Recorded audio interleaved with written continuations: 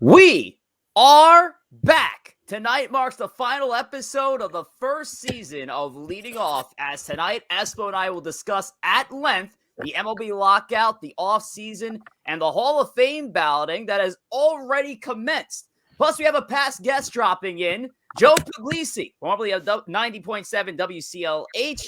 He's going to give his takes on all those topics that I just mentioned before, including his own Hall of Fame ballot. And we're going to get through our MLB-themed wish list with the holidays coming up. Plus, we wrap things up with one of our favorite segments, Who Am I?, tonight on Leading Off.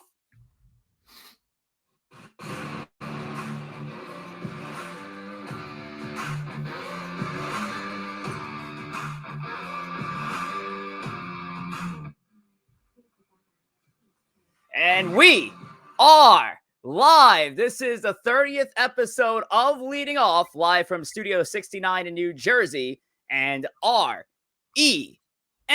Studio in Staten Island, New York, and exclusively on Twitch and powered by StreamYard. Welcome back to the show on this Tuesday, December the 14th, 2021. I'm your host, Rich Rivera, and I'm being joined by old Twitter fingers himself, ESPO. Pleasure, Rich. As always, honor and a pleasure. Lovely introductions. Number 30, Rich, we made it. I mean, wow, 30 for 30. Can't believe it's been end of the year here, 2021. Baseball season in the books, the year about to be in the books, holiday season upon us. It's I would like to say it's a great time for baseball too, but not really the case right now. No. There's no baseball to report on, so this is actually gonna be a 5-minute show. So hopefully you guys enjoy. We're gonna really fly right through it. Yeah, it's been pretty sad to see no active baseball news, and it's gonna be a little bit weird in a couple of minutes when we go through our Ducks on the Pond, which is literally dedicated to fucking baseball news. But we're going to try our best here. Obviously, there was a surge of signings prior to the CBA expiration that we can talk about. It was a big one, Rich. I'm going to shout that out right now. Mad Max, baby. Yeah. New York Mets. I mean, it's great, right? It's awesome. Sorry, go on. Yeah, I'm happy for you. Yeah, Steve Cohen had one hell of a week. Or weekend, rather. It started with Eduardo Escobar, and Met fans were like, whoa, that came out of nowhere. We weren't expecting him. They weren't really linked to him, a guy who's been a fantastic utility player, an all-star with the Diamondbacks, and played a half a season with Milwaukee. And then they were not done. Mark Hanna. And I was like, all right, another depth piece. This team has been known for adding some good depth to the team, and all right, no big deal. Then Starling Marte drops. This is a big one. Starling Marte is probably one of the best outfielders on the market at the time. And Marte is a guy who connected to the Yankees. So, of course, that inner Yankee fan in me had a little bit of rage there because basically Stevie Cohen was doing George Steinbrenner from about 20 years ago. And then they weren't fucking done. They weren't done. Max Scherzer, who's been saying for years how he wasn't going to come to New York, guess what? Yeah, Stevie Cohen emptied the wallet, and Max Scherzer has been delivered to the New York Mets as a number 2 starter to Jacob deGrom. Oh, my God. So Steve Cohen and the Mets had one hell of a holiday spending spree. I called it Black Friday for baseball. But for Met fans, it was a great weekend. What were your takes when all this was going on? You must have been bugging. Oh, man. I mean, talk about a great Black Friday deal for the New York Mets in getting Max Scherzer. Well, I take that back. It wasn't a deal. They're paying the guy $40 million plus a year, but you know, if he's still at the top of his game, that's going to be a coup for the Mets to have 2 aces at the top of the rotation. I mean, I'm knocking on wood here, as I always do. If they could stay healthy, that's something we've never seen before, Rich. To have 2, I mean, it's just 2 Hall of Famers. DeGrom, he's probably got to stay healthy a few more years, but Scherzer for sure. So love that signing. Marte, he's an all-star. He's a Gold Glover, so that was pretty exciting, and I think he's going to do very well patrolling center field at Citi Field. Timeout though. What are we drinking over here, Rich? Mr. Wino. Red wine because hearing all this great news happening across town makes me want to drink. Yeah, Yankees don't talk. Listen, the Yankees made a great signing themselves. They got Jose Peraza.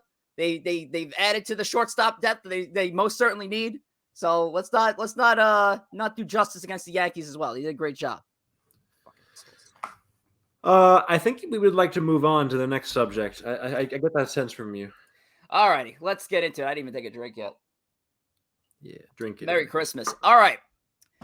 Guys, make sure to download the Twitch app. And I say that all the time because it's the best way to keep up to date with everything going on with the show. Obviously, scheduling this show has been not as consistent as it used to be. Obviously, we're in the off season. So regardless of lockout, there wasn't going to be much baseball news to report on except for signings and trades. Now there are no signings and trades. So there really ain't fucking anything to talk about. But the best way to keep up with us is to not only follow us on Twitter, but also download the Twitch app, subscribe to leadingoff_podcast, which some of our viewers have done tonight. And thank you so much for joining in. And now you'll get that notification in the corner of your screen or on your iPhone or Android device, and you'll get right into the show like my guest here. So great job, guys. And like I mentioned before, we were going to talk on the news, and you might ask yourself, well, what fucking news are you going to talk about, bud? Because baseball's in a lockout. But this was officially reported, which is kind of shysty in a way that we are talking on a recent signing. But Justin Verlander officially sealed, signed, delivered to the Houston Astros. And yes, well, how was that happening? Well, this deal was approved upon prior to the CBA expiration, and the MLB-PA and baseball came together and said, all right, we'll push the deal through because this was an agreed upon deal. Right. And, it also helps that your name's Justin Verlander. I'm sure that could also have something to do with it. Is Scott Boras his agent? Maybe that has something to do with it too. But who knows? Obviously Verlander, he's getting up there in years and he's coming off the surgery. But by all indications, he should be ready for spring training next year. And I think he could still be the ace of the Astros staff. He's one of those pitchers that could really be an ageless wonder if there is such a thing in baseball with pitchers. When I think ageless wonder, I think Tom Brady, but he could kind of be at that level. I don't know, but we'll see. I think it's a good signing for the Astros. Yeah, they had to make it, honestly. Right, the Astros had to make it. They do have a young core of good starting pitching. We've talked about it before during the playoff stretch in guys like Framber Valdez and Luis Garcia, and of course Lance McCullers is still kicking around. But Justin Verlander, especially when healthy, is one of the best in the game. I don't know if we're going to see the Justin Verlander we saw a couple years ago after the surgery and whatnot. The guy's entering his age 39 season, but he is a guy that you want in that rotation around that young talent to kind of help them out. So even if he himself is not delivering, there's value he's bringing to that young rotation and just being a guy in the dugout, in the bullpen, talking to these guys. So there's more to it than just him being on the field. The Yankees really made a serious play at Verlander. They just didn't want to offer him a second year. Quite frankly, I don't blame them. A lot of Yankee fans were unhappy. They really thought that they had a shot at Verlander. But yeah, I think $50 million for 2 years. Hey, great for fucking Verlander. Yankees would have been dumb to make that kind of deal. But good for him and Mrs. Verlander. Mrs. Verlander, Katie Upton. Love her. All right, let's talk about some Mets here. The Mets have narrowed down their managerial. Man, we're really we're dominating the show so far, huh? Yeah, I know. It's killing. Sorry, me. Rich. It really is killing you. You want to take it from here, bud? You go. I'll drink. All right. Did you call me Bud or did you call me Buck? I wasn't sure, but at any rate, Mr. Buck Showalter, leading candidate for the manager position of the Mets, and personally, I think he's the right man for the job. But a couple other guys the Mets have narrowed the search down to their finalists: Joe Espada, Astros coach, and Matt Quatraro, who I believe is with the Rays, correct? Joe Espada? No. Espada, I think the Astros bench coach. Oh, but Quatraro was with Tampa. Right. Sorry. Right. So either one of those guys would definitely be a good candidate as well. But I just feel like Showalter's the guy. There is going to be a lot of personalities and egos on this Mets team to manage, and expectations are going to be pretty high. And I think he's very much capable. He's been there, done that. For the unknown Quatraro, because he's just not a name in baseball that Penny would know, but he's been with the Rays organization for a number of years, the minor league hitting coordinator. He actually did have a stint with the Cleveland Indians, went back to Tampa Bay in 2018 or after 2018 to become their bench coach. So, yeah, he is definitely a strong candidate. But obviously, New York fans want Buck in New York. And whether you were a Yankee fan before Aaron Boone got an extension or you're a Mets fan now, Buck Showalter seems to be the guy. And actually, I'm looking forward to talking with Joe Pugliese, who's going to be joining us in a few, get his take on who he believes should be the manager. Buck should be the guy at the helm come the 2022 season, whenever that will be. But yes, the Mets have narrowed down their decision to 3, which is good. I think they are the final managerial vacancy in Major League Baseball, from what I understand, which has been crazy that it takes this long to almost fill it. And they can still fill this vacancy during the lockout because it's not technically amongst the MLB Players Association. It's a manager, so could see that happen this month or next. Mikey Parr's 92. Buck will be a good fit. Bring back that old school. And we've talked about this on the show and how tough it is in a strong analytic run baseball organization that these teams have kind of like gone away from the old school managers. Tony La Russa is kind of like in a weird spot because I'm sure he wants to be a part of that. He still wants to bring that old school edge to that team, but the White Sox are still running at a strong analytic game that he kind of has to follow. Then you have a guy like Alice Cora, who's like an exception to the rule. I've said before, his ears are in the clubhouse. His ears are in the front office. His eyes are on the field. Right. But, hey, look at the most recent World Series matchup too. 2 managers, Dusty Baker and Brian Snitker, 2 very older dudes, let's call them. So old school guys, to say the least. Seniority can still win out in the major leagues. So I would definitely like to see Showalter. And honestly, even though it gripes me because I really wanted, I would love to see Showalter back in the big leagues and have a job.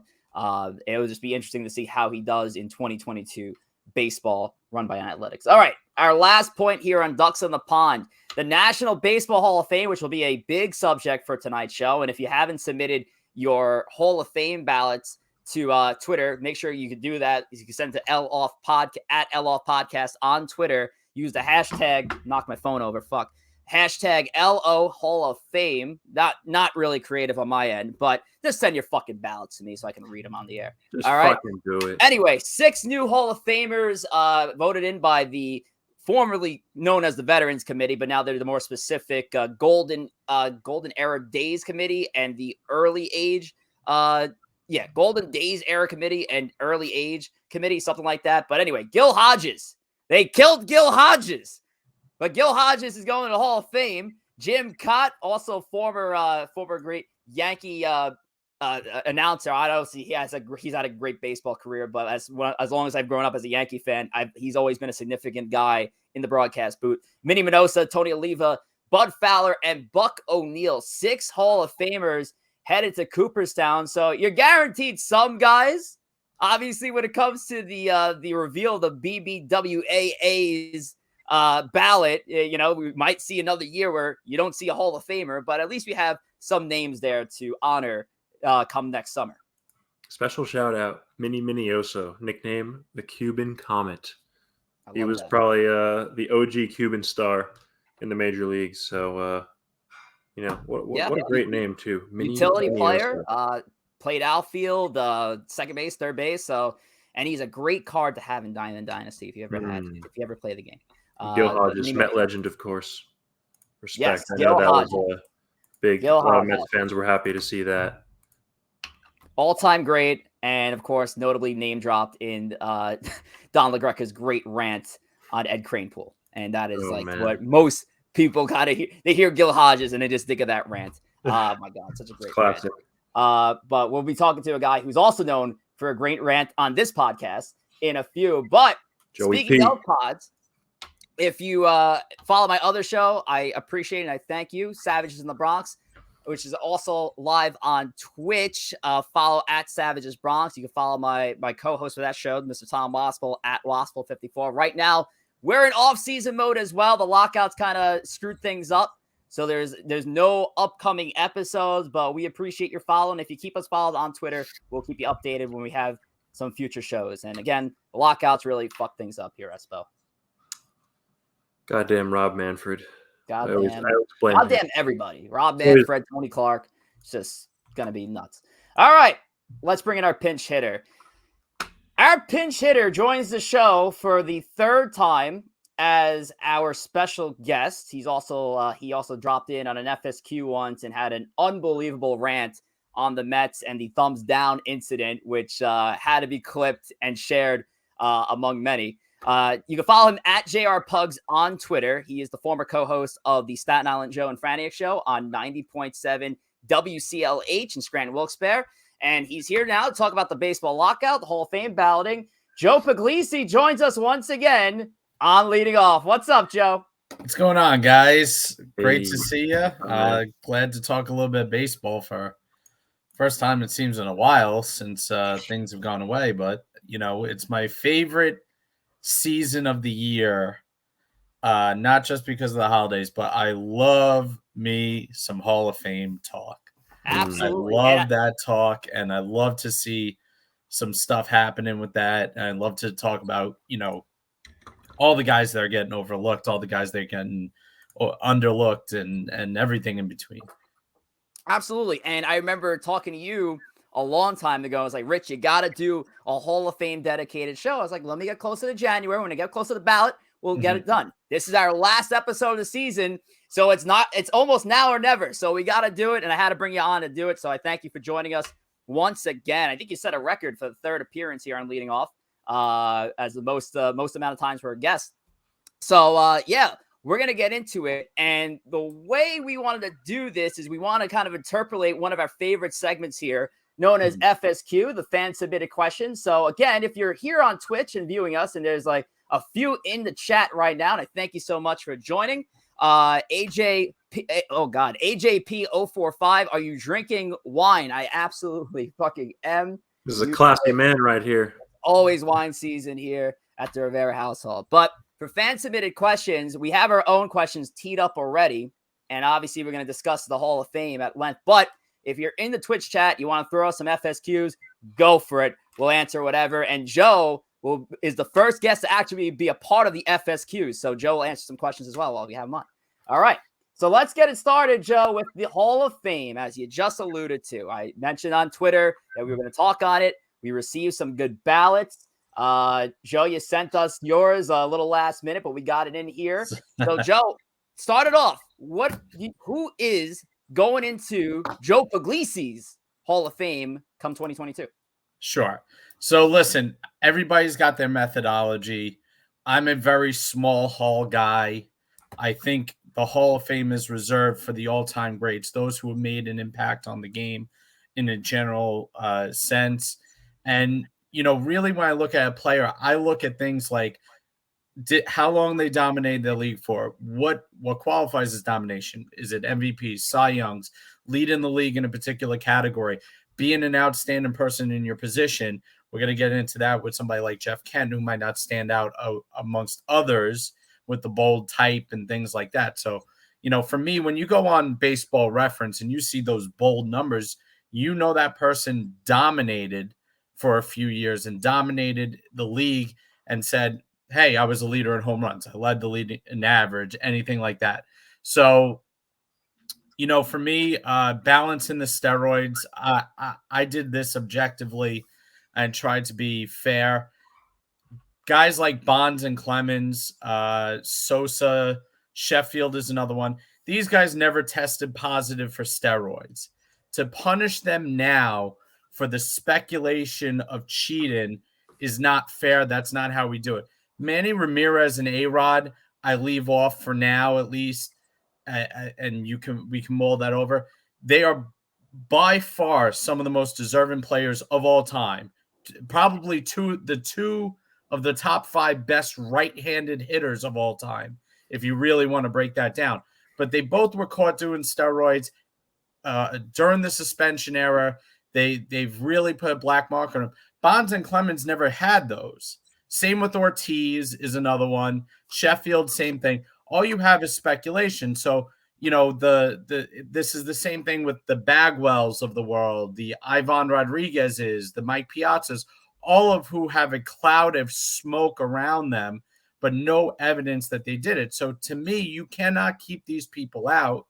And in Bonds and Clemens' case, they shaped the game of baseball, particularly in Bonds' case. They shaped the game of baseball. I mean, Bonds was baseball for a few years where he was so utterly dominant, you can make an argument that he was the most feared human being on the planet.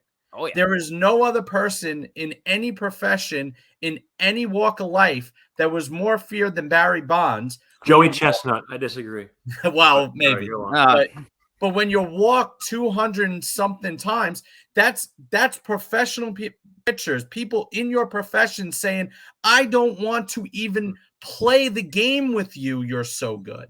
Walking with the bases loaded even a few times. How about that? Yeah. So for me, I mean, their cases basically come down to what is your feeling about steroids?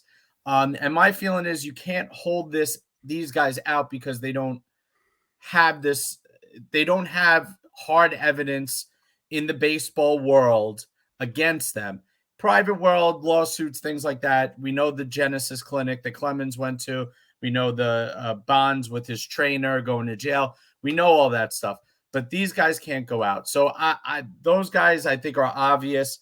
David Ortiz, I think, is obvious as well. No explanation needed. I mean, he shaped the Red Sox era, the Red Sox dynasty for more than a decade. I think that's self-explanatory. The one I want to talk about a guy like Jeff Kent. Jeff Kent, I don't know what the writers are missing here. He is the all-time home run leader at his position. He is, and it's not like it's a Dan Uggla situation where Dan Uggla hit, 240 for his career and led, second baseman in home runs. I mean, Jeff Kent was a 290 hitter over the course of his career. I mean, this guy was a middle of the order bat for years, won an MVP. Okay, he doesn't have that bold type next to his name, but he was a second baseman. And as far as second basemen are concerned, he is in the top category in basically every offensive category for second baseman, aside from maybe stolen bases, because, again, he was a power guy versus a speed guy. I don't know what the writers have been missing with Kent. I don't understand it. Yes, he was not a great defender at a defensive position, but he was a superior offensive player at second base. And to me, I don't understand what they're missing with him. That's just me. Jeff Kent, I would agree there, and I'll reveal my ballot a little bit. I feel like Jeff Kent is going to have the Jim Rice induction on his final ballot, unfortunately. And I look ahead to 2023, and the only name that kind of pops out for me who's joining that class of new Hall of Famers is Carlos Beltran. And obviously with his tethered history as of late, it is a question mark there. So it could be a very possible, it's a strong possibility. If Kent doesn't get in this year, he gets it next year. I do have him on my ballot, and a lot of the ballots that we did receive did have Jeff Kent in as well. Yeah. Another one that I got Kurt Schilling. I know people worry about, the personal stuff, but listen, you cannot tell the story of the 2000s without Kurt Schilling. I mean, you just can't. The 2001 Diamondbacks, the bloody sock game for the Red Sox. I mean, Kurt Schilling is part of baseball legend and immortality, not only in one pennant race, but two, one World Series runs, but two, and multiple pennant races. He is an all-time competitor.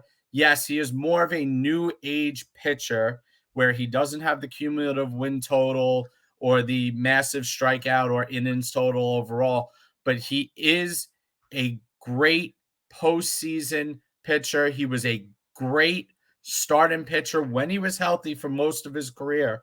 I don't see a reason that you can keep him out. Politics aside, all right, we know he's, out there, but we have plenty of people who aren't good people in the Hall of Fame. He's never really committed. It's not like Omar Vizquel, where Omar Vizquel has literally committed crimes and violent crimes. This is a guy who has spoke his opinion. Whether or not you agree with it is another thing, but he deserves to be in the Hall of Fame because you literally cannot tell the story of baseball in the 2000s from 2000 to 2005, 2006. You cannot tell it without mentioning his name. And that's the problem. He ended the Yankees dynasty not once, but twice. So to me, he is an integral part. He needs to be in the Hall of Fame. I got Gary Sheffield, again, similar situation, 500 home runs, absolutely fierce offensive player, hard guy to like, not a good defender. We all know that. But offensive player, offensive outfielder, he's as good as they come. Again, from the right side of the plate, which is hard to come by sometimes when you're talking about the Hall of Fame. And I love his tenure, 22 years, and spent. He was a journeyman. I mean, he's the textbook definition of a journeyman. Been around 1988 to 2009. I can't really count offhand. Was that 8 different teams? Yeah, it looks like 8 different teams. Obviously, most of his years spent with the Marlins. And that hurts him. Yeah. I mean, that hurts him. People look at you and say, be a Hall of Famer just for his swing alone.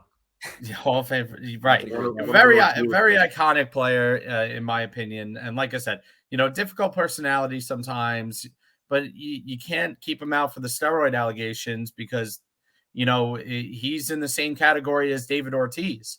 So, and Ortiz was a better player, but I think he's worthy of it. I have Sammy Sosa. Listen, we all know about the cork bat. Again, steroid suspicion. But when you think of Sammy Sosa, and I know some of his numbers are not special. His on-base percentage is not special. His batting average overall is not special. He struck out a lot. He is very much one of the modern players of the game. He would fit in very well in this era. But in my opinion, what Sammy Sosa meant to baseball and what he meant, great personality, great guy for the Cubs. What he meant to that franchise as the Cubs, and the fact that they've never invited him back in recent years, they've never honored him in any way. I mean, you go and watch some of the documentaries about baseball around the home run chase. I think MLB Network just came out with one with with McGuire and Sosa. And you sit there and watch and you understand what this guy meant to baseball and I think one of the most iconic things he's ever done was after 9/11 running out into the field with the American flag. And this guy was a huge, huge part of baseball. He was a huge part of young kids in Latin America growing up, having an idol. I don't think you can tell the story of that decade of baseball without mentioning Sammy Sosa's name. And he's got most of the numbers to back it up. I mean, when you have 600 home runs, it's hard to find a reason, even if other things aren't there, as to why you keep him out. Now, I got to jump in because I'm looking at ESPO's ballot, and I think, in a way, could agree upon, because there's a lot of steroid guys you're looking to get in there.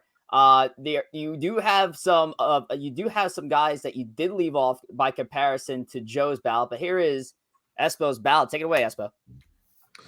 Yeah, I'm definitely in agreement with a lot of the things you said, Joe, and I really do think like it's time to put these guys in. I mean, we shouldn't really be arbiters of morality, let's call it. It's a museum, and we're covering the history of baseball, and whether good or bad history, positive or dark, we have to showcase it. And I think, like you said, these players are integral to the history of the game. And there's a ton of guys they're shitty people that are in the Hall. Having said that, Schilling, it's a really close call for me. I guess for me, I hold pitchers to a pretty high standard, and I look at like the overall track record, and those were really incredible playoff runs in 01 and 04. But outside of that, I'm just looking at his overall career stats, and I guess I don't see like a true number one ace throughout his career. But it's definitely going to be a borderline call. One guy that I didn't have making it, but I think could be very interesting in the years to come is Todd Helton. I think he suffers a bit having played a lot of his career or all of his career in Coors. But I mean, man, those early years with the Rockies, they were just like pure video game numbers. He was the original Todd father. So I think could be an interesting call.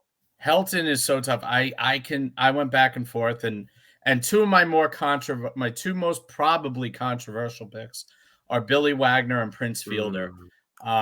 Billy Wagner, first of all, Billy Wagner is a better closer than Trevor Hoffman. I'm just telling you, that's a fact. Trevor Hoffman had the longevity. Trevor Hoffman, I understand the save record briefly until Mariano broke it. Billy Wagner was a more dominant closer. I mean, if you asked any of these hitters, they'd rather face Hoffman than Wagner. Wagner, there was a time you didn't even have a chance. And, I'm going to get a lot of heat for it, but Prince Fielder, I mean, you see what this guy did in basically 10 seasons. I mean, he is very, very similar to Ralph Kiner. He really is. And Ralph was in an era that power wasn't as prolific as it was in Prince's. So Prince doesn't have that stretch of leading the league in home runs, but he is neck and neck in terms of what him and Kiner did in abbreviated stints in the big leagues. And if he never got hurt, I mean, he'd be a 500 home run club.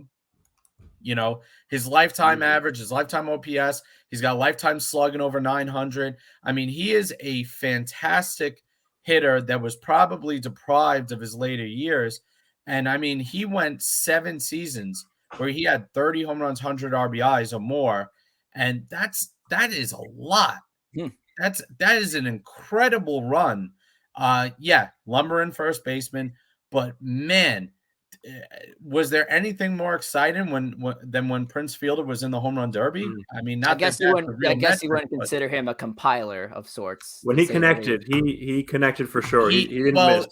Right. You know what? You could argue that Sheffield is my compiler on my list. I try not to put compilers in there.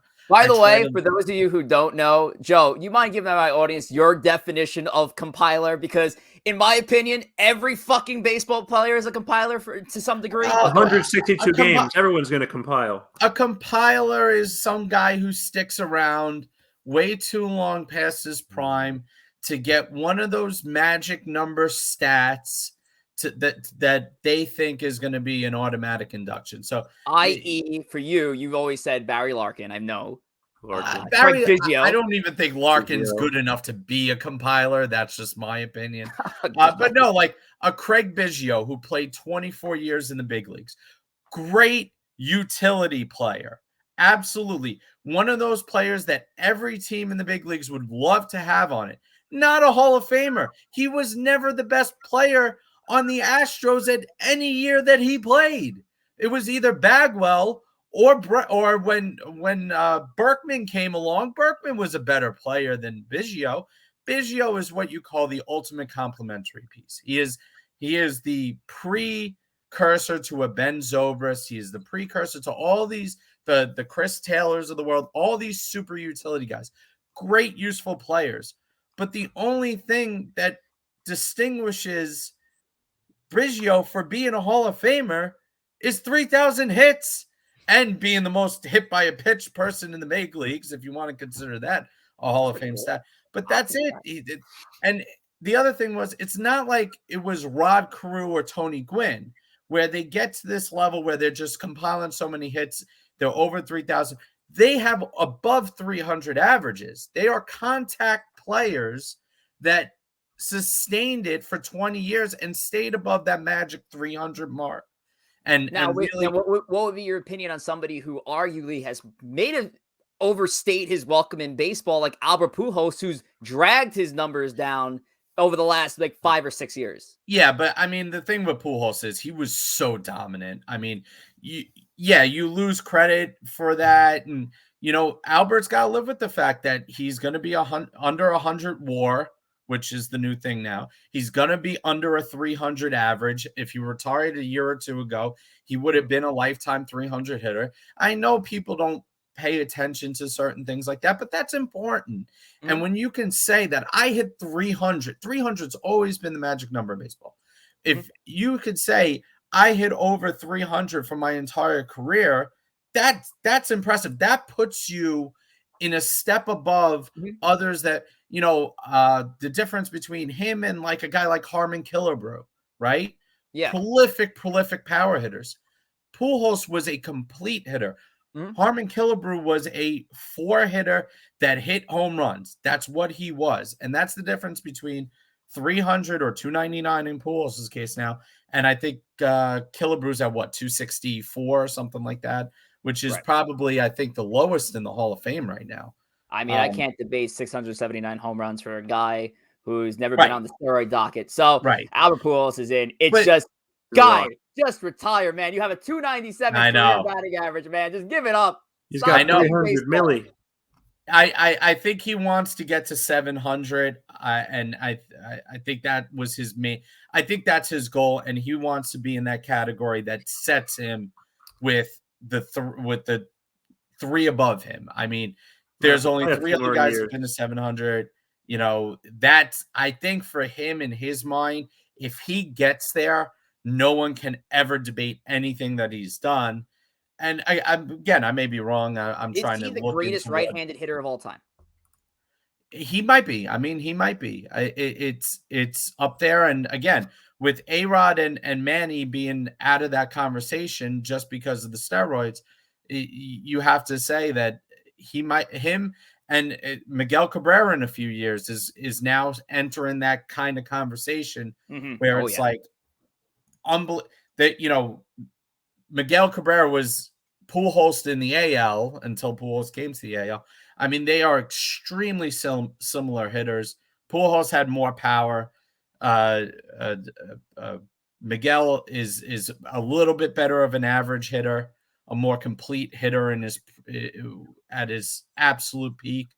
But yeah, they're very, very similar, and they're both hanging on. When they probably should hang it up. So that could be a potential double induction one day down the line as number 1 ballots. Miguel Cabrera. Well, both are going first ballot. I mean, yeah, there's nobody that nobody's not voting for those two. Those two are top level. If you're just joining us and leading off, it's our final episode of the season. How sad, but Joe Pugliese has joined us to give us some holiday cheer. And in one of our next FSQs, we're going to find out some of his MLB 2022 wish list. So before we do that, we're still sticking with the Hall of Fame. I don't want to let these ballots go unwarranted. Corey Fab, former guest and co-host of one of the episodes of Leading Off. This is his ballot here. And obviously to the, talking on the steroid users or alleged steroid users, Barry Bonds, Roger Clemens, David Ortiz, Manny Ramirez, Alex Rodriguez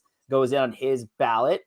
Mikey Pars, who's in our chat right now. Thanks for joining us, bud. He's got a couple more names scratched out there. Jeff Kent, Andrew Jones. That is definitely a nice borderline one. I have Andrew also in my ballot, which I'm going to reveal right now. But also Scott Rowland. Rolling. Yeah, Limp Bizkit up in here. But Scott Rowland on his ballot. Joe, what do you think of Scott Rowland as a potential Hall of Famer? Scott Rowland, he gets so it's weird when you compare him and Kent, because he's getting more traction as a defense first third baseman than Kent is being an offensive second baseman. It's an interesting dynamic that people have now morphed this into. Who's the better hitter? Jeff Kent is, and ESPO doesn't have him on, and who was the other one that you pulled up? Didn't have Corey Favs didn't have Jeff Kent on, and I don't understand what this poor guy needs to do. Rowland. I'm petty. He left the Mets. He should have had that great career with the Mets, Joe. Oh, I know, boo-hoo, and Bonds protected him, and whatever. But the thing with Rowland is, again, one of those players, really good player. I was a Met fan. I grew up watching Scott Rowland. Hall of really good. What did he do offensively that tells you he deserves to be in the Hall of Fame? His peak was really short. He had maybe a 4-year period where you said, okay, this guy, 30 home runs, your 100 RBIs, your 300 average. He only had that for a handful of years. What he is, and I'm trying not to jump. And it's ironic that they both ended up on the same team. He is Chase Utley for third base. They are the same player.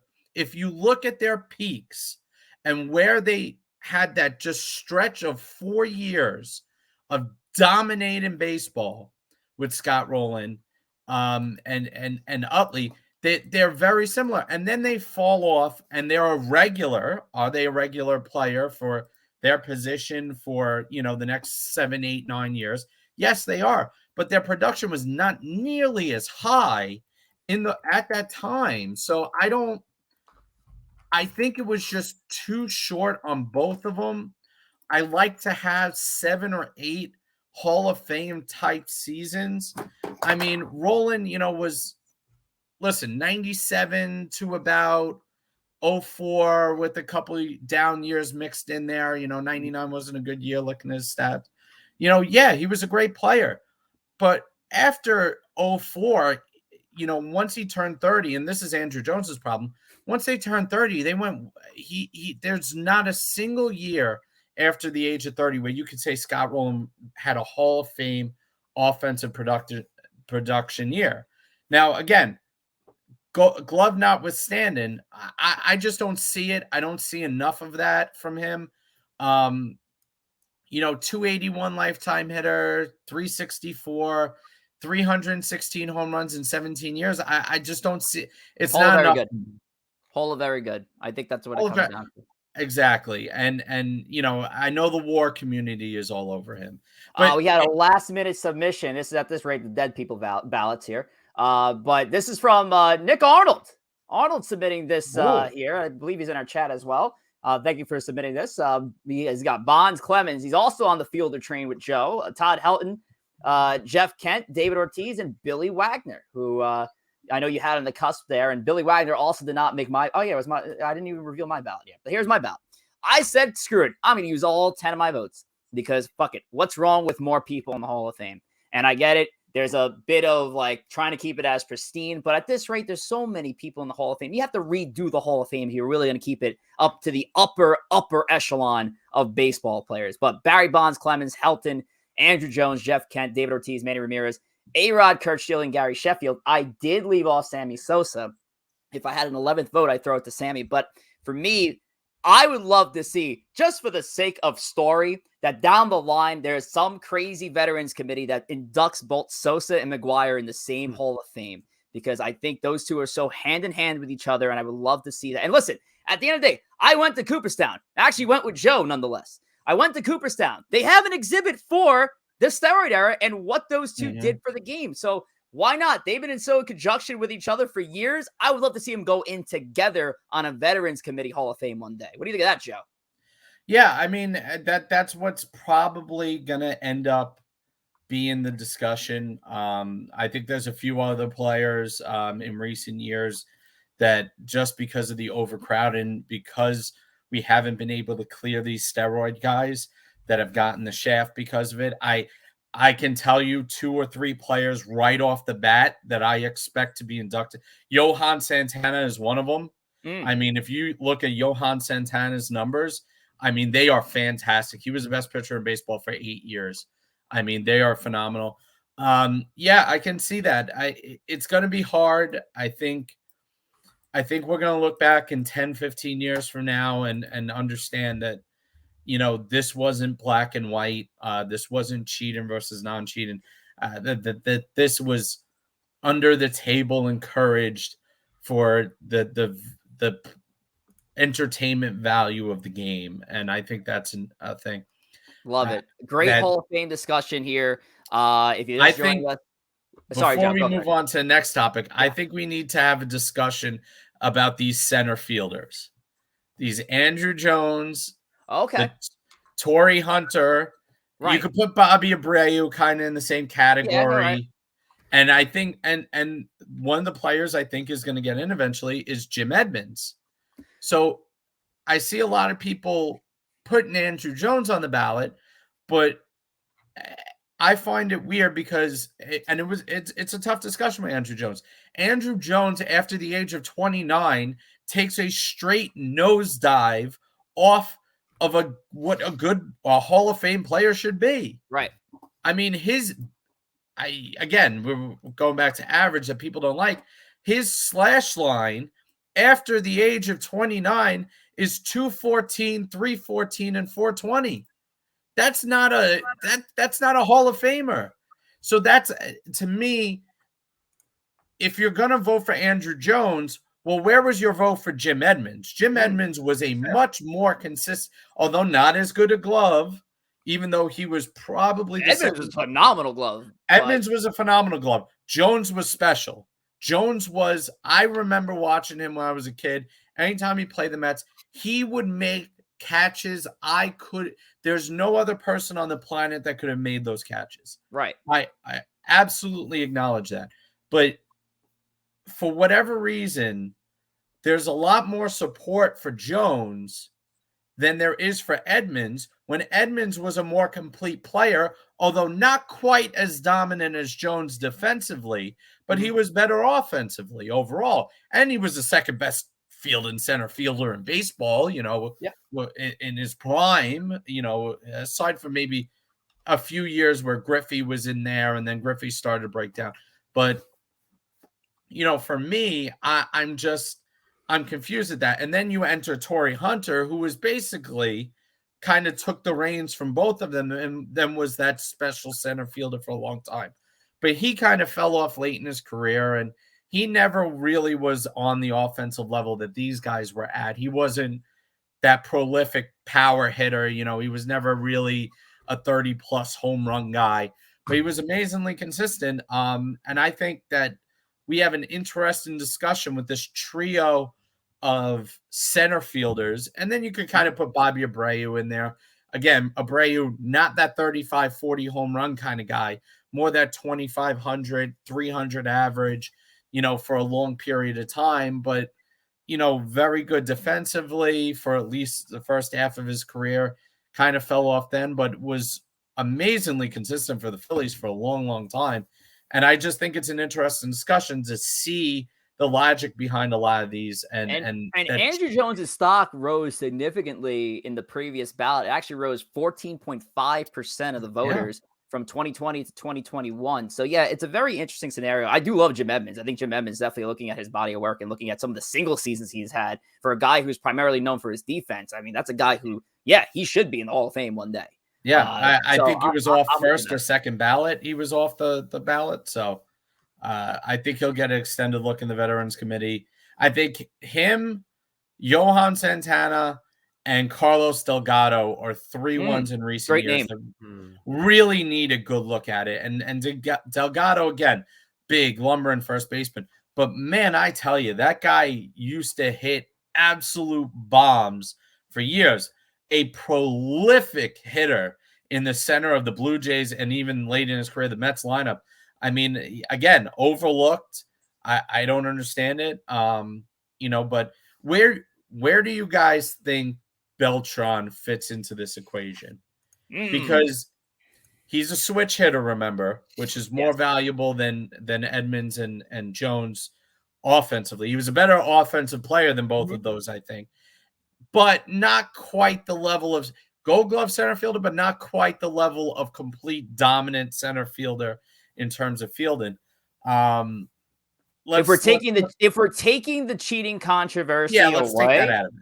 Yes, he's a Hall of Famer. Beltran's a Hall of Famer. So then the question is, if you could only vote for one between Beltran, Jones, and Edmonds, who would it be?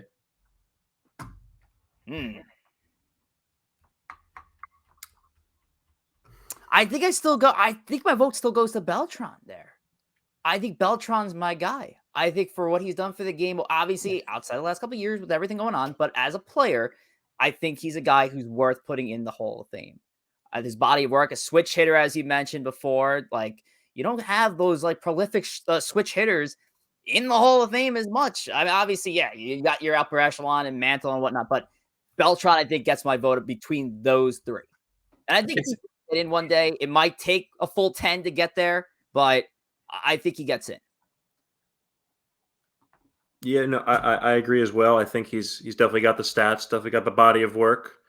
I'd like to say he's got the postseason resume as well, but I'm just thinking of a very dark moment in my head that we will not bear repeating. But, I think he's He's also one of the great Latin players of his generation, of this century. One of the more recognizable Fuck yeah. faces, and that was definitely big for the Mets in the early mid 2000s to have a player of his caliber of Latin descent come to the team and be a star. So really, definitely one of the better Mets in our franchise history.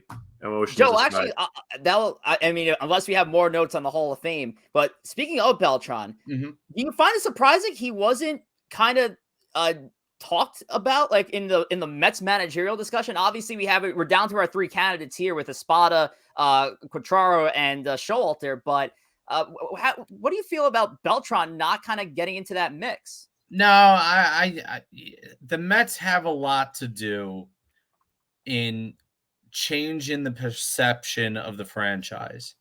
Bringing in Beltran, who was hired and then fired because of a cheating scandal, that is going to take distraction away from a team that had plenty of distractions last year.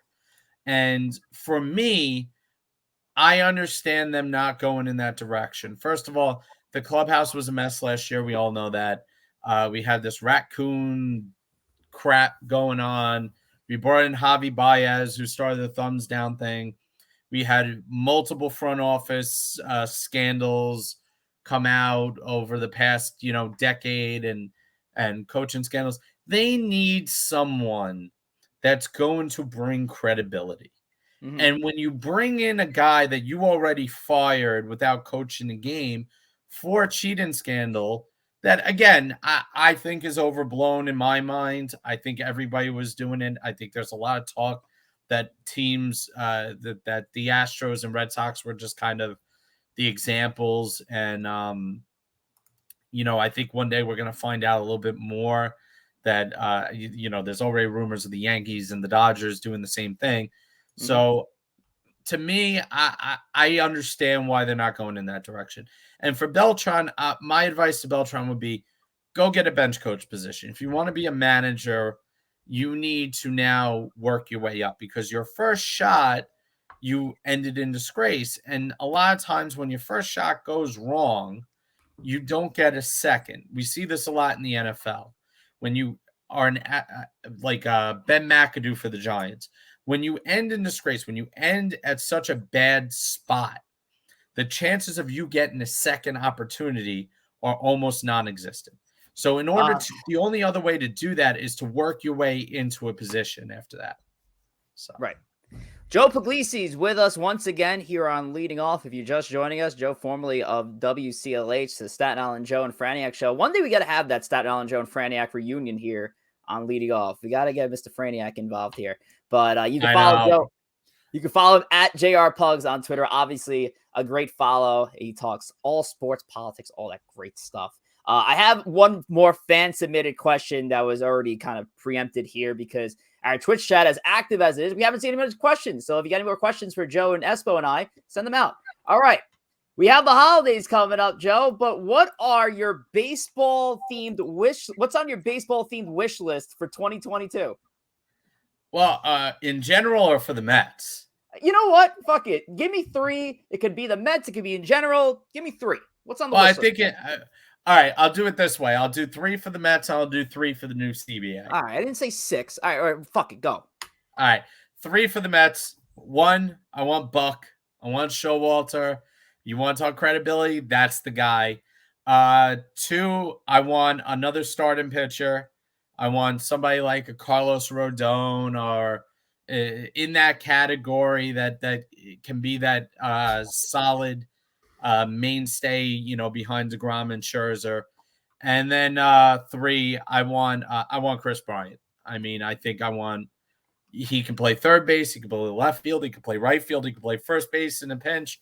I think that would complete this offense in such a way you can trade a guy like Dom Smith or JD Davis for a reliever. You keep the other one to kind of platoon when Bryant is going to go to the outfield. Maybe have McNeil or Cano if he's still on the team.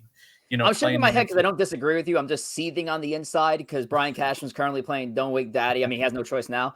But all right, so those are your 3 Met ones. What's your overall wish list? All right, so for the CBA, one, I want to get the deal done. I don't want baseball to be interrupted and us going to spring train and not even knowing if there's going to be a season. I think that's the most imperative.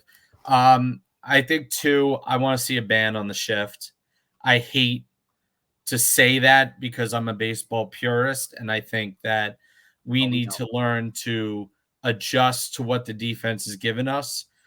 Baseball is the only sport that seems to be slow to do that. However, we've gotten too slow. I think it was at the All-Star break last year, there was over 1,000 base hits that were taken away from a shifted infield. This game has become stale at times, and we need to find a way to bring life back into it. And I But hate so can I interject on that? Because I can defend a team wanting to play a I saw the Rays play a 4-man outfield against Joey Gallo, and I had to get I was punching my monitor, not because the Rays are implementing a strategy like that. It's because a professional baseball hitter can't hit the opposite fucking field. I get more frustrated with the player than I do with the opposite manager. And I think that's more on the players than I get it. Yes, more hits mean more views. I completely understand that. But that falls on the players for not fucking being able to do it. It does. You got to bunt it into the shift. That's all they got to do. Free hit. But sometimes when the game is so adjusting so slowly, I mean, we are now a decade into the shift and we haven't gotten better. The answer has been hit more home runs, which leads to more strikeouts. And we've headed down such a path, I don't think it's able to recover. And now the pitchers have gotten beyond the fact that the defense is the one helping them. The pitchers are helping themselves and striking everybody out. So I think that's a big change that we need to do. Like I said, I hate to say it, but when the game is not responding, when the players are not responding to something new, you have to find a way to force that change, unfortunately. And baseball is going to be in a position where they're going to be left in the dust if they don't. The NFL does this with defenses all the times. You can't hand check guys at the line of scrimmage anymore. You can't, no more 15-yard penalties for a pass interference because guys were pulling guys down 40 yards down the field. So now it's a spot foul. You have to change what you can and can't do on defense sometimes in these sports. I mean, look at the NBA, for example. They just changed it last year, which has had a big effect, I think, in not being able to, as an offensive player, to throw yourself into the defender and get a foul. So baseball to me is slow to do this. And like I said, I hate doing this stuff. But Greg Kadar 11 adds, I just want baseball, to be honest. Fuck the lockout. I could agree there. Mikey Pars 92. Joe taking the Don LaGreca special, 80% of the talking. Well, I'm going to pull back some of the 20%, or at least the 10% I have shared with Espo. Espo, what is on your baseball-themed wish list for 2022? Very, very similar to Joe's for our New York Mets. I also would like to see Buck Showalter taking the helm as manager. I would also like to get a starting pitcher. Rodon would be nice. But I'm thinking they might go a little bit cheaper with this guy Kikuchi from Seattle, maybe. Had a good year. Because they need to save money for number 3, Mr. Chris Bryant. Yes, we gotta pull out all the stops and get him. Big money Stevie. He's still got the money to do so. Luxury tax, who cares about it? Yeah, he's gonna pull it off when this lockout freaking ends, if it does end. I would like to banish Rob Manfred to Serbia. That would be my first move. Or Serbia. Seeing as that's not reasonable, I think I would like to see the full-time DH. I'm on board with it. I can't believe I'm saying it after all these years. Bartolo, he hit that home run for the Mets. I'll never forget that. And we saw a lot of great pitchers hitting dingers, but I think it's time for the DH full-time. We don't want to risk pitchers getting hurt on the base paths or at the plate anymore. So it just makes sense. And other than that, I think things are pretty damn good in the game of baseball. My third was the universal DH, but with a twist. I want the DH to be forfeited when your starting pitcher gets pulled. I think that will fix a lot of the things that we're seeing right now. It's a hybrid of what's working. You still have that DH, but it makes managers think about pulling a pitcher in the fourth inning.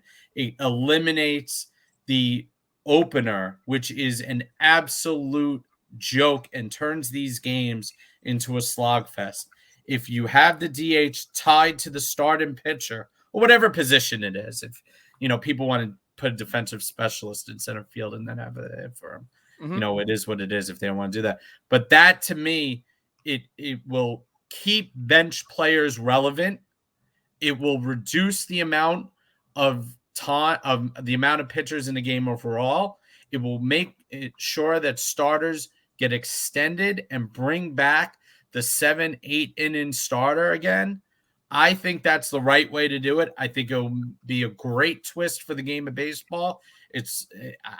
I think that is the best solution in my mind to bring the game a little bit back to where it was, and also put strategy back in baseball. American League Baseball is boring. I hate to say it, because you got the same 9 players start and end the game.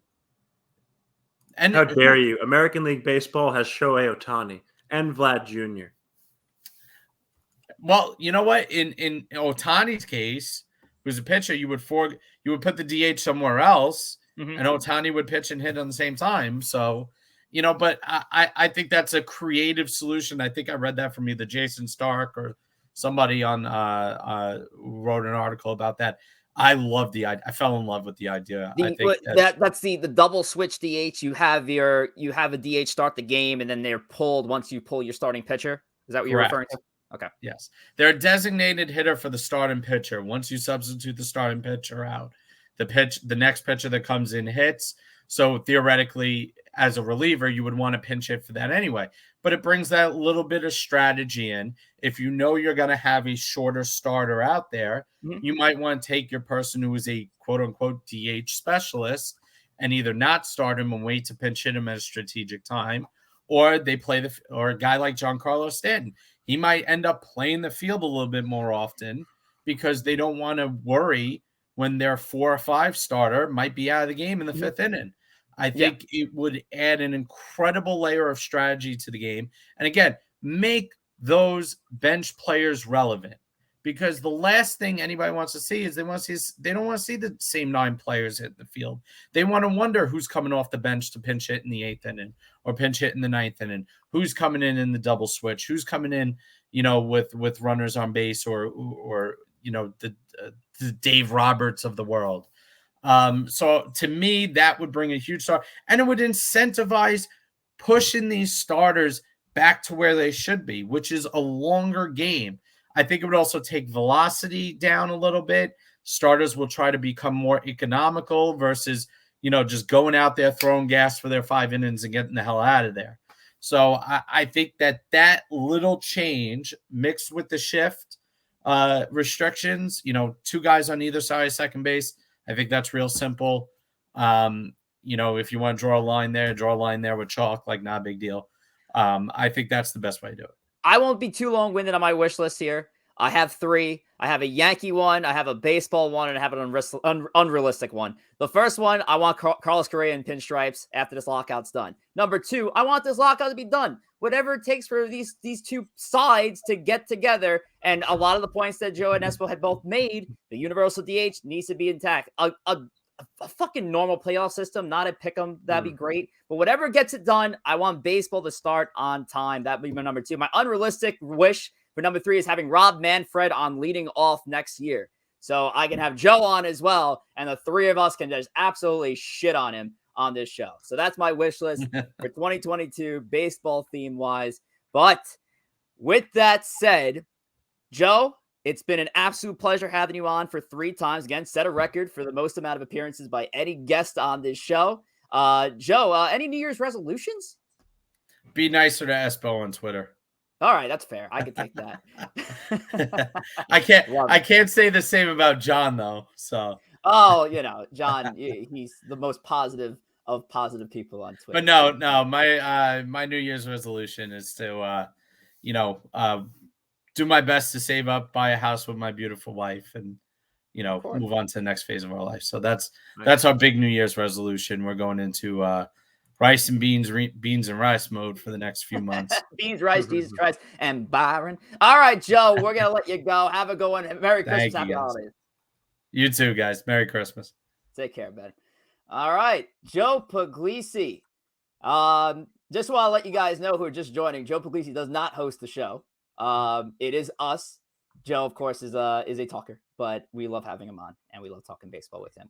But hey, if you want to continue talking baseball with us on our Twitter, as Joe had mentioned to, you can follow us at L Off Podcast. You can follow ESPO at The Life of ESPO. And you can follow me at Rich J. Rivera. We play a fun game here on Leading Off that we've done all year long. It's called Who Am I? And of course, ESPO and I are going to go find a random player for us to guess. So I'm going to start it off, ESPO.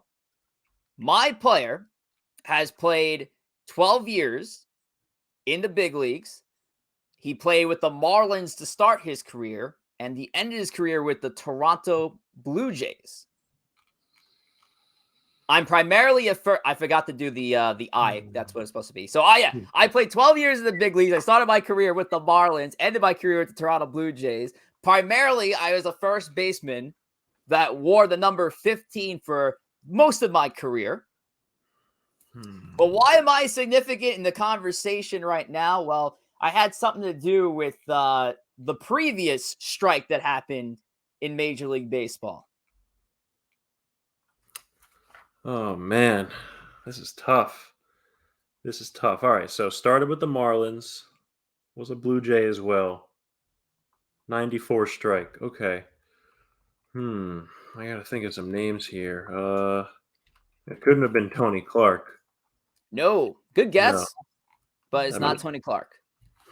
Man, I need maybe just one more little hint, Rich.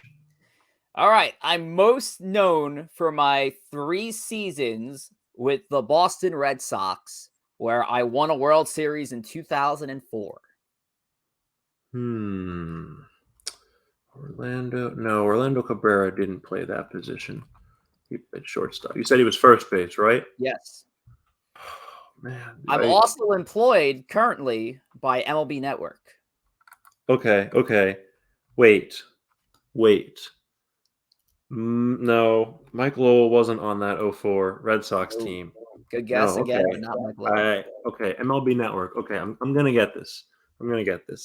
We have a correct guess in the chat. I'm not looking. It's not. Is it Millar? It's Millar. It is right? Kevin Millar. Kevin Millar Yes. is the guy. I am Kevin Millar. Kevin Millar was a replacement player for the 94-95 strike. And because of his, because he crossed the line and is a scab, his likeness was never used in video games, and I believe also in baseball cards as well, because that's a deal. Like if you cross the line and you play Major League Baseball when you're not on the 40-man roster, you're considered a scab. And Kevin Millar was a scab, but he also is a World Series champion. So good for Kev. All right, ESPO, what do you got for me, bud? Well, Richard, this one's going to be tough. He was a World Series champion, so that narrows it down. Oh yeah, definitely. He only made one All-Star team, Rich. He played with 3 teams over the course of his career, and he was never an MVP finalist. Oh God, I need more than that. This is a deep track. Okay, I need more than that. Man, I just feel like I might be giving it away too easily. He's a baseball player. He started his career in Philadelphia, but ended it in Seattle. Started career in Philadelphia, ended in Seattle. Three teams, a one-time All-Star. Started in Philadelphia, ended in Seattle. In the middle, he was a Dodger. In the middle, he was a Dodger. Okay, so all right, so Phillies, Dodgers, Mariners. In that order, right? Correct. Phillies, Dodgers, Mariners. One-time All-Star. Phillies, Dodgers, Mariners. I give you another hint. It may be very close to giving it away, but I will give it to you. He was a catcher. Phillies, Dodgers, Mariners. Phillies, Dodgers, Mariners. Carlos Ruiz? Fucking Chooch himself, Chooch! baby. Yeah, what would I just figured Chooch? that would be the best way to end our first season. Oh my God. To end it Yeah, with a good thing you fucking didn't say his nickname. I would have easily had that. Nope, I couldn't. That was the key. Once you realized that it was the Chooch, it was all over. Carlos Ruiz. I actually didn't realize he didn't play for that many teams. But then again, yeah, he did play for a long time with the Phillies. Carlos Ruiz, Chooch, best nickname ever. Truly. For my own personal reasons. But yes, Kevin Millar and Carlos Ruiz getting dropped on the final episode of the first season of Leading Off. And on that note, we've gone way past the hour mark. We knew it was going to be a long one. But hey, you can check out all 30 episodes up on YouTube. They're going to be uploaded and you'll be notified. So as long as you share, like, and subscribe, you'll get notifications when those episodes go up. But as far as our show is concerned, obviously the lockout has been really the biggest wrench in our plans here. We were planning on doing more off-season episodes, but of course, if there's no baseball news to talk about, then what kind of show are we going to have? So we're going to just sit it out like the rest of Major League Baseball right now. And as far as 2022 is concerned, we'll be back, but obviously a little bit closer to the season starting. And once we get an idea of that, you'll be hearing from us hopefully sooner than later. But as of now, we're going to be taking a back seat, seeing what happens here. And again, the best way to know is keep following us at LOff Podcast on Twitter, or subscribe to us at leadingoff_podcast on Twitch as well to get those notifications. But until that time, well, it is the holiday season, ESPO. So our last show of the year, it's been quite the ride. I want to thank you for being a part of, I can't even say all 30, all 29 of the 30 episodes. Corey Favs that hosted one. A couple of pinch hitters. Yeah, he was a great co-host at that. But ESPO, you've been very good on this show for you. For this is like your coming out party. This is your first podcast.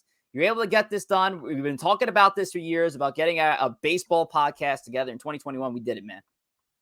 Hell yeah, man. I'm very proud of the work we've done, and I'm looking forward to see what we can do in 2022. And let's just hope there'll be baseball to talk about. But for now, we'll just, like you said, we'll be active in the Twitter sphere. So stay tuned. More to come in the world of Leading Off.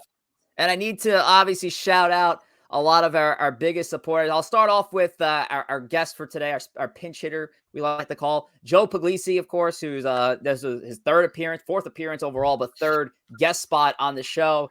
Corey Favs, who's always been active on our Twitter as well. But even in our chat, a lot of the frequents that we consistently see: Des Dutch, Expert FME, Greg Kandari, Mikey Pars, Cor Ryan, Jay Hertz, Hey Arnold, AJ. Yeah, I want to shout out all you guys for being a part of the show, all the great guests we've had over these 30 episodes. Dan Sheckley and Kyle Maslin. There's a lot of great guests out there that I'm not naming right now. Joe Stern, Enrique Vargas, who cuts his hair and talks baseball. That's a versatile player if I've ever seen one myself. But yes, we've had a lot of great guests on this show. We look forward to more great guests when we get a little bit closer to the baseball season, of course. But until then, want to wish you all a very safe, a very healthy, a very happy holiday season, a Merry Christmas for those who are celebrating, and a very happy New Year 2022. I can't believe we're already turning the calendar. It just felt like the ball dropped in 2021 a week ago, but we've made it, fam. But guys, thank you so much. We appreciate you. We love you. Take care.